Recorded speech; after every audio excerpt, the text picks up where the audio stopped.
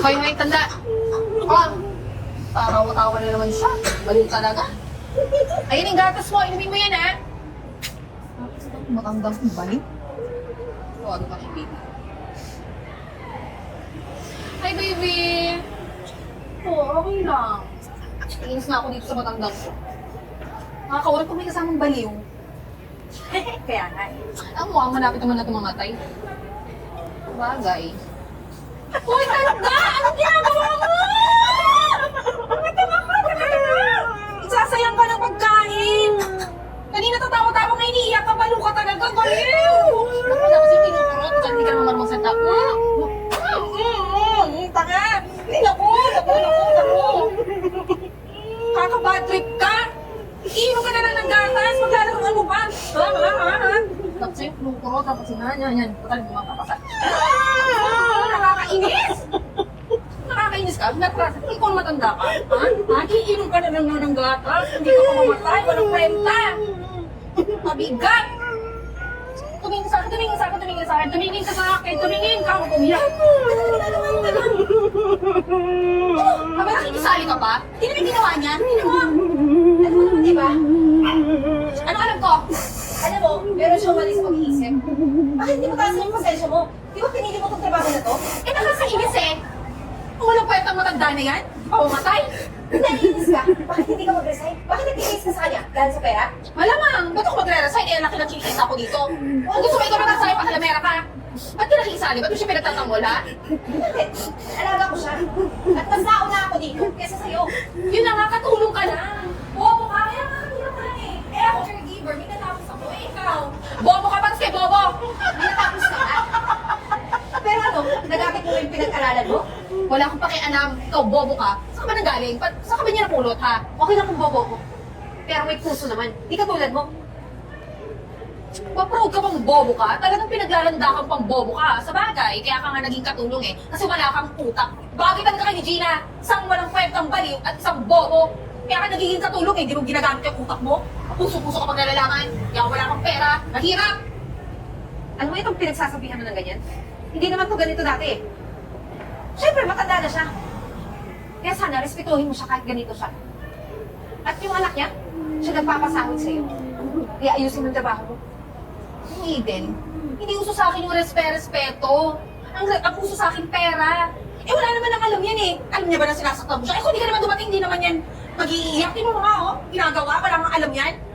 Ano wala? Kitang-kita ko. Porque tinapon niya yung gatas, mamaltratuhin mo? Bakit di mo punasan? Hoy, hindi siya minamaltrato. Hinibigyan ko lang siya ng leksyon para hindi na siya magtapo ng mag-aksaya ng pagkain. Alam mo kas, sumusobra ka na eh. Pasalamat ka sa akin, hindi kita sinusumbong sa amo natin. Eh di magsumbong ka. Hindi mo paniniwalaan ka, eh bobo ka, katulong ka. Wala ka namang pinag-aralan, hindi mo pinapaniwalaan sa atin. Ikaw na bobo, ako may pinag-aralan. Tsaka hello, graduate ako sa magandang university. Eh ikaw, baka hindi ka nga nag-college, pati elementary. Anong mukha nito, kasumbong-sumbong ka pa? Ano ba ikaw? Katawag mo dyan? O tingnan mo, kahit hindi kayo na ano, pinapatulan mo. So nagiging ikaw, mukhang baliw.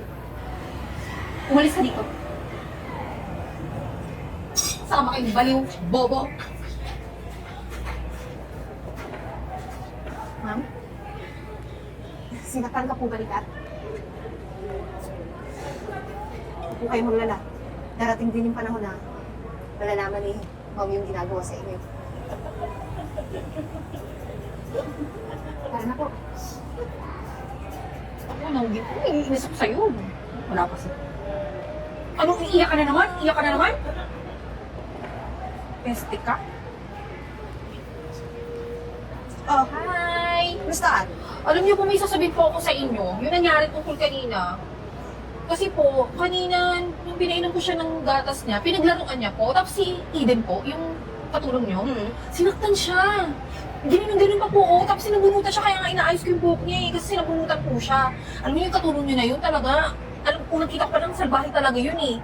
Imagine, sinasaktan si madam. Alam niyo ba? Wala na nga sa katinuan eh, sasaktan pa eh. Pagalitan niyo yun, tsaka tanggalin ko ako sa inyo, tatanggalin ko na yung katulong niyo na yun. Okay. Tapos alam niyo po ba, ito pa ang malala. Nasa cellphone na siya, nasa cellphone, wala siyang ginagawa. So pagod na nga po ako. Ako nag-linis dito, kung totoo, hindi ko naman talaga trabaho yun, di ba? Pero ako po lahat gumawa noon kasi nanaawa po ako sa inyo, parang hindi, di ba? Kasi parang pamilya ko na rin po kayo. Tsaka, ito pa po talagang pinakamasakit, hindi ko po talaga matanda. Inait niya po yung pagkatao ko, kaya siya daw na ganito lang ako.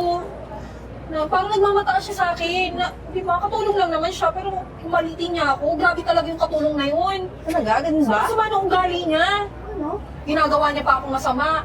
Eh, ang gusto ko lang naman talaga tumulong. Tsaka totoo naman talaga yung pinapakita ko kay madam sa inyo na para bang pamilya ko kayo.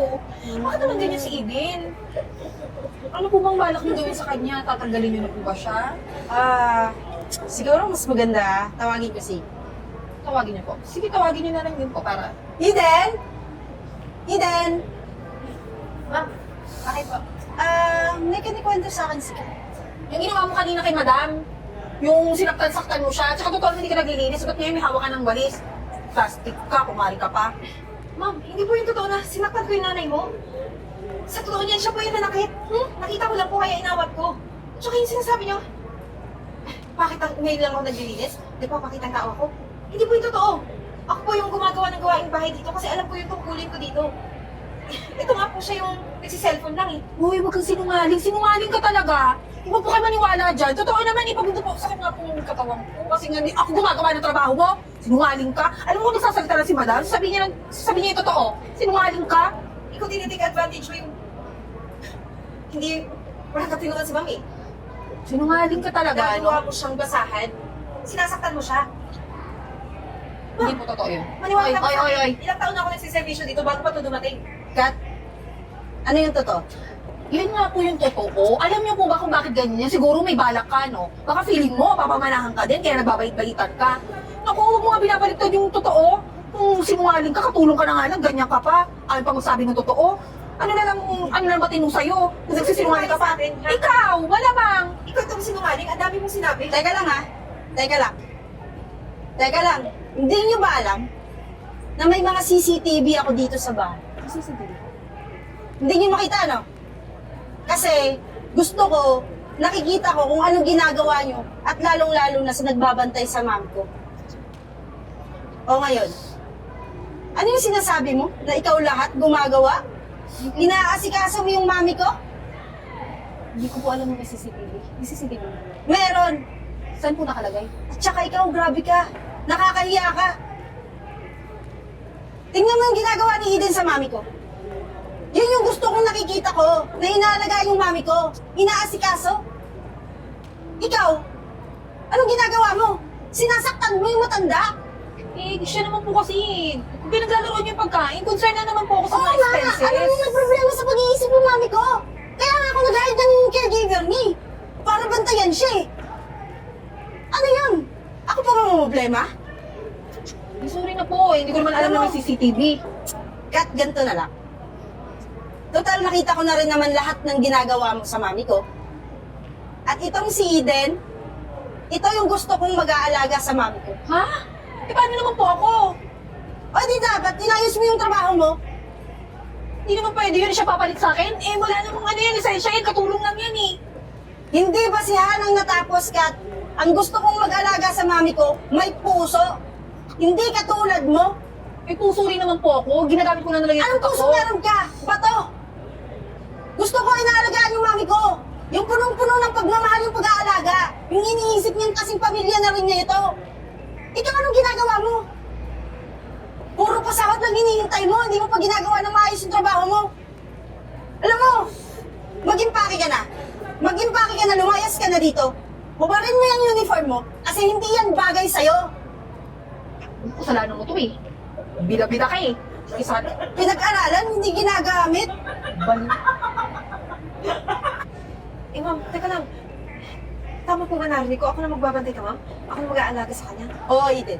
Gusto ko ikaw na yung magbabantay kay mami. At saka, nakita ko lahat sa CCTV. Ikaw lang yung nakita kong may puso. At saka, talagang mamahalin mo rin si mami tulad ng pagmamahal ko sa kanya. Ikaw lang yung nakita kong may concern kay mami. Salamat po, ma'am, ha? At ngayon, yung sasahurin mo, bibigyan kita ng panimula. 50,000 naman, may bonus ka pa nun. Panimula lang yun ah. pwede ko pang dagdagan yon kapag nakita kong nag-i-improve yung mami ko. Naku, At saka huwag kang mag-alala. Kasi yung mga lilinisin dito sa bahay, huwag mo nang isipin yon. Kukuha ako ng panibagong katulong na pwedeng mag-ayos dito sa bahay. Basta ang gusto ko lang, alagaan mo lang yung mami ko habang wala ako. Yun lang talaga yung gusto ko, Eden. sige po ma'am, makakaasa po kayo. Tsaka tinuturan ko na pong tunay na nanay si Madam Gina. Salamat din po ha, kasi dinagdagan niyo po yung sahod ko.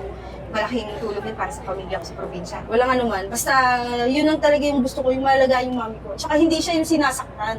Gusto kong gumaling yung mami ko eh. Kailangan lang talaga niya ng totoong pagmamahal. Eh, ako naman, hindi ko naman talaga rin matutukan muna yung mami ko kasi ang hirap kasi. Ako lang yung nag-aasikaso sa kanya, yung mga financial na gastusin. Kaya gusto ko nang kasama sa bahay na matututukan yung mami ko, at saka maaalagaan talaga. Sige po ma'am, huwag kayong mag-alala. Ako na po bahala kay ma'am. Thank you, Eden ah. Sige po. Ma'am Gina, ligo muna tayo. Okay na, May. Ako na po bahala. Sige, thank you. Oh, ma'am, kain ka na po. Konti na lang to. Tingnan niyo, oh, ang dami niyo nang nakain. Pag inubos niyo to, mas lalo kayong lalakas. Oh, sige na po. Yan. Ang galing naman ni ma'am. Alam niyo po, kapag gumaling kayo, mas lalong matutuwa yung anak niyo. Tsaka, makakagala ka lang po kahit saan. Oh, ito po. Yan. Masarap po? Masarap po ba? Ito po. Konti na lang. Ay. Ay. Teka lang po, ma'am. Ako. Pati naman po nagawa. Pero, okay lang po yan. Eh, naiintindihan ko naman po yung kalagayan nyo. Tsaka, huwag mag-alala. Naniniwala po ako, nagagaling kayo. Walang araw. Eh ma'am, umihi kayo? Sige po, tapusin niyo na lang yung pag-ihi niyo. Bibilisan ko na lang po kayo ulit. Okay lang po yan. Kukuha mo na po ako ng tubig ha. If either of these circumstances become compromised, then the alarm sounds and the lighting changes to the warning of the danger. Okay, ma'am, dito na pala kayo. Oo, Eden. Kumusta si mami? Okay na okay po. Nakakain naman siya. Opo. Eh, sa tingin ko ma'am, lapit na itong gumaling eh. Oo nga eh. At saka, alam mo ba, galing ako sa doktor ni mami. Actually, good news. Talaga po? Oo. Ano po sabi ng doktor? Simula nung ikaw yung nagbantay kay mami, alam mo ba na ang laki ng improvement mo? Totoo po ba? Totoo. Ang laki ng improvement ni mami. Tsaka, iba talaga yung galawan niya dati kesa ngayon. Ako po, kung ganun po eh, salamat po sa Diyos. Kasi, alam ko na yun naman po talaga yung gusto niyo, di ba, para sa kanya? Tsaka natutuwa ako sa ginawa mo. Kasi talagang pinaramdam mo sa kanya na may nagmamahal sa kanya. Kahit na busy yung anak niya, naaasikaso mo. Alam mo yun? Ako po ma'am, para po kay Madam Gina, gagawin ko naman po eh. Hindi porket trabaho to, gagawin ko lang. Alam ko naman po na kailangan niya din po ng kalinga ng isang anak. Tsaka yun yung gusto ko eh. Yung gumaling agad si mami. Tsaka alam mo ba, sa dami na nang babantay kay mami, ikaw lang talaga yung nakapagpagaling sa kanya ng ganyan. Yung talagang tipong nag-improve yung mami ko. Salamat po ha. Salamat po sa tiwala niyo. Alam mo, deserve mo talagang magkaroon ng bonus. Tsaka hindi lang yun. Di ba pinangako ko sa'yo na dadagdagan ko yung 50,000 mo per month? I-increasean kita. Kasi panimula lang yun.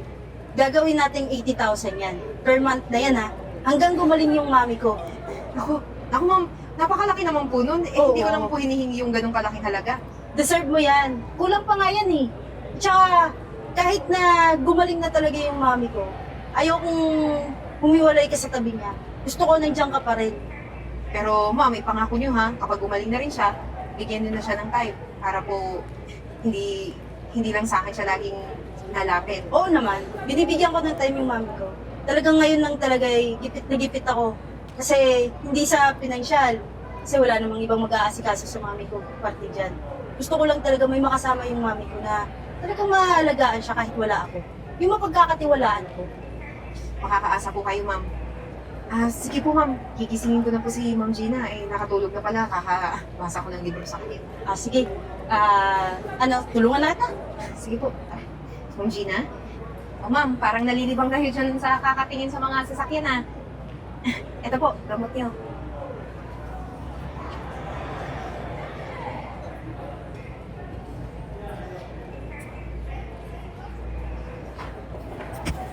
Salamat, Eden, sa pag-ibig mo sa akin, ha? Wala po yun, ma'am. Pinagtyagaan mo talaga. Ako po, parang nanay ko na po kayo. Kaya, binuhos ko lahat ng pagmamahal sa pag-aalaga sa inyo. Oh, mami, kumusta? Hindi lang, magaling kong taga-alaga ako, eh. Laki na ng improvement mo, ano?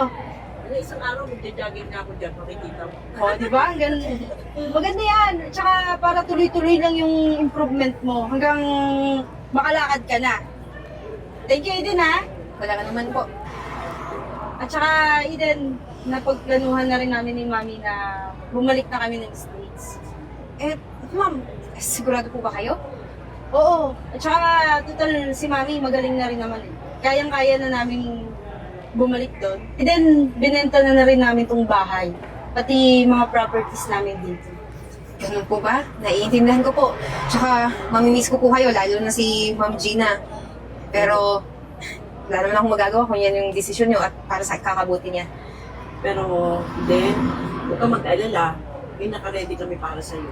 May nakahandang cash na ibibigay kami, mga 5 million, para makapag-umpisa ka sa buhay mo. Kasi, binenta na itong bahay. Siguro, pwedeng umuwi ka na sa probinsya at doon ka magpatayo ng sariling bahay. Makakapag-umpisa ka na nun. Mag-tayo ka ng negosyo. Ano? Oo, ma'am. Sobra-sobra naman po yung 5 million na yan. Napakalaking halaga po niyan eh. Ginawa ko lang naman po yung trabaho ko para kay ma'am. Pero deserve mo yun. Diba? Tsaka, kulang pa nga yun eh. Pero, gusto lang talaga namin makatulong sa'yo kahit na wala na kami dito. Kaya magsimula ka ulit sa Hoy, kayo lahat? Kasalanan nyo eh. Wala na akong trabaho, hindi ako makapag-apply. Then may record ako sa NBI. Oh, Sa ginawa ko, ba't di naman kailangan nyo pang paabutin sa ganon? Kat, pag hindi ko yun ginawa, ano na lang mangyayari sa mga katulad ni Mami na aalagaan mo? Hindi, sobra-sobra naman yon.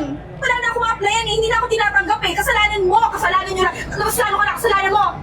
Baliw ka, kasalanan mo. Bakit pati ako nahihirapan eh? Hindi ako sanay nawa ng pera, nawa ng trabaho. Oh, bakit? Meron ka pa naman pwedeng gawing paraan para magkapera ka. At saka yung profession na ganito, caregiver, hindi bagay sa'yo. Wala kang puso, Kat. Yun na nga eh, natanggal yung lisensya ko, wala na akong lisensya. O kaya nga, humanap ka na lang ng ibang trabaho na hindi ka mag-aalaga ng mga ganito. Tama si ma'am. Tsaka, sasabihin mo siyang baliw? Hindi siya baliw. Nung nasa kamay mo pa siya, baliw siya para sa'yo. Pero ngayon, hindi na. Anong sasabat-sabat ka pa eh? Kasalanan mo naman, epal ka masyado. Pabida ka. Ako naman dapat din nandiyan sa'yo ah. Kung hindi ka nagpapagaling, kung hindi ka nagbabait-baitan, nagbabait-baitan ka na naman ah. Eh di sana, kung inayos mo yung trabaho mo, nandito ka pa rin. Hindi ko naman inagaw tong posisyon para sa akin eh. Alam mo, sa laki ng kasalanan mo sa akin, umalis ka na bago kita masampal. Totoo. Kaya, Kat, alam mo, nanggugulo ka lang dito. Umalis ka na. Kung hindi, tatawag talaga ako ng pulis. Alis ka na. Ang mukha nyo? Umalis ka na. Kaya! Turon! Turon! Kumain din. Kat, Ano, mayaman ka na? Hindi pa halata? Galing mo naman talaga sumipsip eh. Natin mo, imagine eh, kotse ka na. Masyado mo naman ginaling ang pagsipsip kay madam. Teka lang, hindi ako sumipsip. Dahil inayos yung serbisyo ko, kaya binigyan nila ako ng gantimpala. Anong gantimpala? Kayamanan? Kalokohan mo? Ako naniniwala sa ganun. Alam ko na, simula pa lang, yan na talaga ano mo eh, motibo mo eh. No? Binigyan lang naman ako ng 5 million para panimula ko kasi bumalik na sila sa States at magaling na si ma'am. O ano? Bang yabang mo talaga, no? Akala mo naman talaga, galing sa matinuyang pera mo. Talaga, binigyan ka o baka nagnakaw ka? Eh, di ba katulong ka na naman dati? Alam mo ikaw, huwag mo ako masyadong minamaliit. Alam ko, sinabihan mo ako dating bobo dahil mahirap ako. Walang pinag-aralan. Pero ngayon, napatunayan ko na hindi hadlang kung ano may estado ng buhay ng isang tao. Kaya ito ako ngayon. At yung perang binigay sa akin, ginasto ko sa maayos. Kaya mas lalong lumago. Ikaw, bakit naglalako ka na lang? Hindi ka pa talaga nakahanap ng trabaho kahit na-report ka sa NBI? Kaya nga ako nagkaganto kasi kasalanan mo. Kung di ka mapapel, kung di ka umepal, diba? Kung di ka nagbayad, hindi naman ako maghihirap eh. Kasalanan mo talaga, kasalanan yung mga nambalin na yun. Hindi ko kasalanan, o ni Ma'am Gina. Kasalanan mo. Mabuti na lang matalino yung ma'am natin, si Ma'am Yvette. Nag-install siya ng mga hidden cameras para makita kung ano talaga na nangyari sa nanay niya. O ano ngayon? Eh kaya nga nagbabait-baitan ka kasi alam mo may CCTV, di ba? Alam mo naman, hindi ko alam yung mga style mo.